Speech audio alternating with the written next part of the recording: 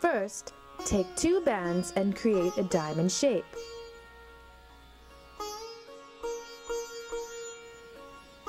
Let the diamond fall.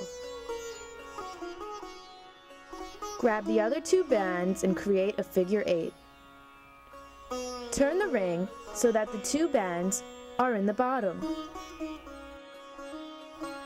Turn the right band once. You will see that the other 2 bands are inside your figure 8.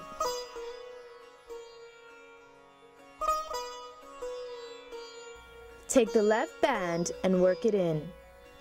Repeat this step with the right band.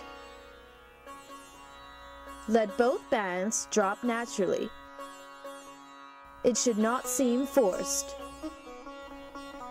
Your puzzle ring is now complete and ready to wear.